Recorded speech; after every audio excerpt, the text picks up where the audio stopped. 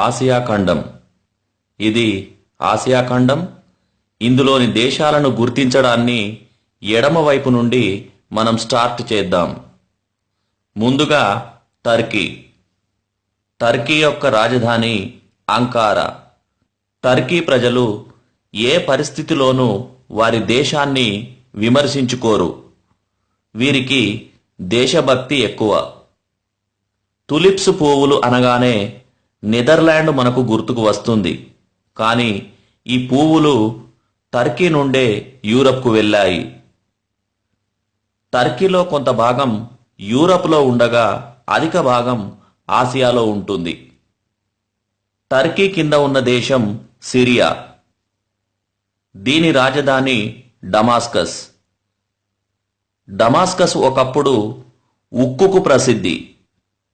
Crusade యుద్ధాలు జరిగినప్పుడు వీరి శత్రువులైన క్రూసేడర్లు డమాస్కస్ ఖడ్గాలంటే భయపడేవారు.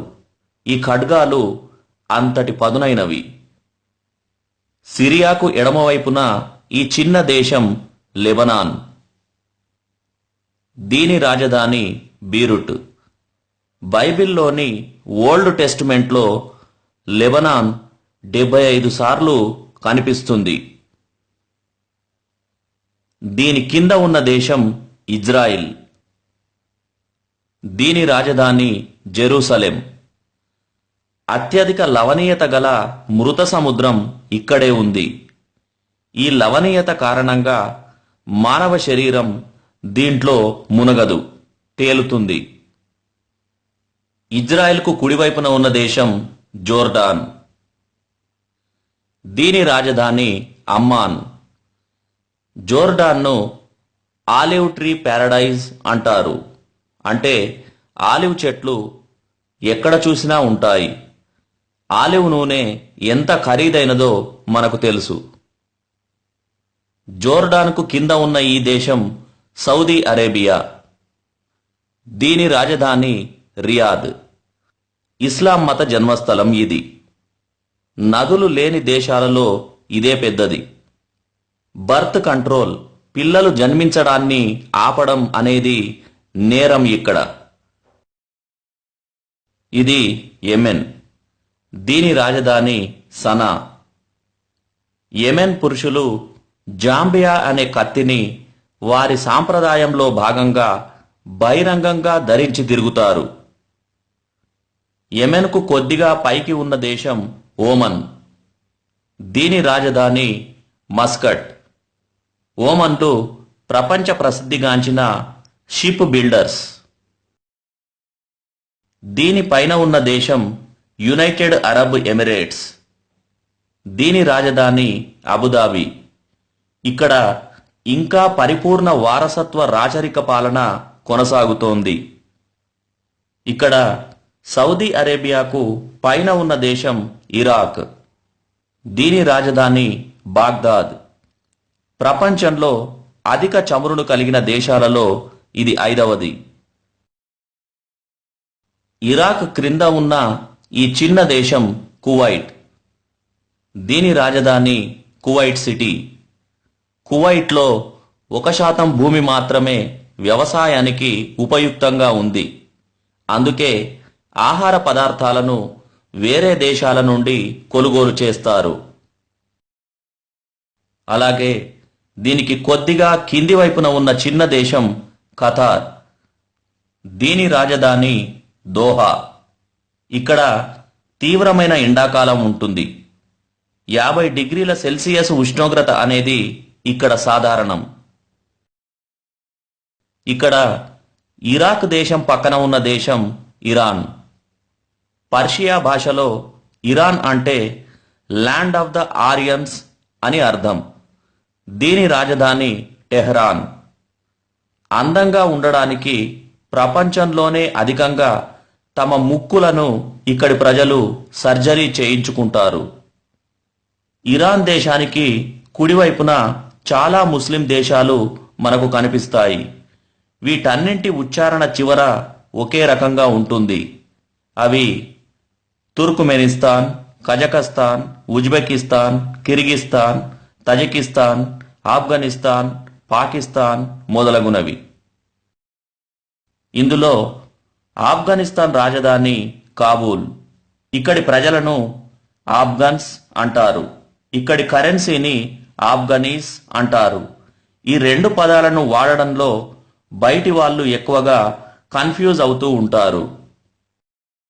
ఇది పాకిస్తాన్. దీని రాజధాని ఇస్లామాబాద్. పాకిస్తాన్ అంటే పవిత్రమైన భూమి అని అర్థం. 1965లో పాకిస్తాన్కు భారత్కు జరిగిన యుద్ధంలో రెండు దేశాలు విజేతలమనే భావిస్తున్నాయి. అదే విచిత్రం. ఇది మన ఇండియా. రాజధాని ఢిల్లీ. మన దేశంలో 2011లో జరిగిన కుంభమేళాకు తరలివచ్చిన జనం అంతరిక్షం నుండి కూడా కనిపించారు. అత్యధిక వర్షపాతం కలిగిన ప్రాంతాలైన మాసిన్రామ్, చిరపుంజీలు మన దేశంలోనే ఉన్నాయి. ప్రపంచంలో యుఎస్ఏ తర్వాత అధికంగా ఇంగ్లీషు మాట్లాడే దేశం మనది.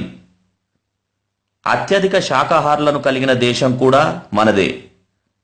మన దేశం పాల ఉత్పత్తిలో కూడా మొదటి స్థానంలో ఉంది. వజ్రాలను మొదటగా మనమే వెలికితీశాం. చక్కెర తయారీ విధానం గురించి ప్రపంచం మన దగ్గరే నేర్చుకుంది. ఇది నేపాల్. దీని రాజధాని కాఠ్మండు. నేపాల్కు స్వాతంత్ర దినోత్సవం లేదు. ఎందుకంటే దీన్ని ఏ దేశం కూడా వలస దేశంగా ఆక్రమించలేదు. ఇది బంగ్లాదేశ్. దీని రాజధాని ఢాకా. బంగ్లాదేశ్ యొక్క జాతీయ గీతాన్ని కూడా రవీంద్రనాథ్ ఠాగూరే రాశాడు. భారతదేశానికి కింద ఉన్న దేశం శ్రీలంక. దీని రాజధాని కొలంబో. హిందూ మహాసముద్రంలో ఉన్న ఈ ద్వీప దేశం ఆకారాన్ని బట్టి దీన్ని టియర్ డ్రాప్ ఆఫ్ ఇండియా అంటారు. అలాగే భారతదేశం పైన ఉన్న దేశం చైనా. దీని రాజధాని బీజింగ్. ఇక్కడి విద్యార్థులు పరీక్షల్లో కాపీయింగ్కు పాల్పడితే 7 సంవత్సరాల జైలు శిక్షకు గురవుతారు. చైనాకు పైన ఉన్న ఈ దేశం మంగోలియా. దీని రాజధాని అలన్ బాటర్. ఇది క్లియర్ స్కై కంట్రీ. సంవత్సరంలో 257 రోజులు ఆకాశంలో మేఘాలు కనిపించవు. దీనిపైన ఉత్తరంగా ఉన్న దేశం రష్యా. దీని రాజధాని మాస్కో. 2వ ప్రపంచ యుద్ధం తర్వాత జరిగిన శాంతి ఒప్పందం మీద రష్యా, జపాన్లు ఇప్పటికీ సంతకాలు చేయలేదు. ఈ రెండు దేశాలకు కురిల్ దీవుల గురించి వివాదం ఉంది. ఇది జపాన్. దీని రాజధాని టోక్యో. జపాన్ ప్రతి సంవత్సరం 1500 భూకంపాలతో సతమతమయ్యే దేశం. ఇది 4 దీవుల సముదాయం. 2వ ప్రపంచ యుద్ధ కాలంలో నాజీల చేత చంపబడ్డ యూదుల కంటే జపనీయుల చేత చంపబడ్డ చైనీయుల సంఖ్య ఎక్కువ. ఇది మయన్మార్. దీని రాజధాని నేపైటా. ఇక్కడ 85% కంటే ఎక్కువ మంది ప్రజలు బౌద్ధ మతస్థులు. మయన్మార్కు కొద్దిగా కింది వైపున ఉన్న దేశం థాయిలాండ్. దీని రాజధాని బ్యాంకాక్. ఇది కూడా పూర్తిగా బౌద్ధ మతస్థుల దేశం. ప్రపంచంలో అత్యధికంగా రైస్ను ఎగుమతి చేసే దేశం. దీనికి కుడివైపున ఉన్న దేశం లావోస్. దీని రాజధాని వియంటైనా. యుఎస్ఏకు వియత్నాంకు జరిగిన యుద్ధంలో 2 బిలియన్ టన్నుల కంటే ఎక్కువగా యుఎస్ఏ జారవిడిచిన బాంబులు లావోస్లో పడ్డాయి. దీనికి కింద ఉన్న దేశం కాంబోడియా. దీని రాజధాని నాంఫెన్. ప్రపంచంలోనే అత్యధికంగా అడవులు అంతరించిపోతున్న దేశం ఇది. ఇది వియత్నాం. దీని రాజధాని హానోయ్. కమ్యూనిజం వ్యాప్తిని అరికట్టడానికి అనవసరంగా వియత్నాంతో యుద్ధానికి తలపడి అపార నష్టం కలిగించిన అమెరికాను వియత్నాం ప్రజలు మాత్రం ఇప్పటికీ ద్వేషించరట.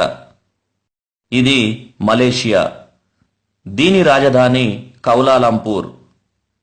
మలేషియా 2 భాగాలుగా ఉంటుంది. ఒకటి ద్వీపకల్ప మలేషియా కాగా ఇంకొకటి బోర్నియో మలేషియా. మలేషియాలో సంవత్సరంలో 200 రోజులు వర్షాలు పడతాయి. దీని కింద ఉన్న దేశం ఇండోనేషియా.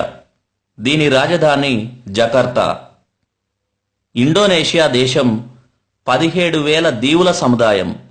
ఇందులో పెద్దది సుమత్రా. ఇది ఫిలిప్పీన్స్. రాజధాని మనీలా. ఈ దేశం యుద్ధం చేస్తున్నప్పుడు తమ దేశ జెండాను తిప్పి పైభాగం కిందికి వచ్చేట్టుగా ఎగరేస్తారు. ఈ సాంప్రదాయం ప్రపంచంలో ఎక్కడా లేదు. ఇది తైవాన్. దీని రాజధాని తైపీ. సుభాష్ చంద్రబోస్ విమాన ప్రమాదంలో మరణించింది ఇక్కడే. ఇవి ఉత్తర దక్షిణ కొరియాలు. ఉత్తర కొరియా రాజధాని ప్యాంగ్యాంగ్. దక్షిణ కొరియా రాజధాని సియోల్. ఉత్తర కొరియాలో బైబిల్ను కలిగి ఉన్న దక్షిణ కొరియా సినిమాలు చూసినా మరణశిక్ష పడుతుంది. దక్షిణ కొరియాలో అప్పుడు పుట్టిన బిడ్డ కూడా 1 సంవత్సరం వయసు ఉన్నట్టుగా లెక్కించబడుతుంది. మరణించిన వారి పేర్లను ఇక్కడ ఎర్ర సిరాతో రాస్తారు.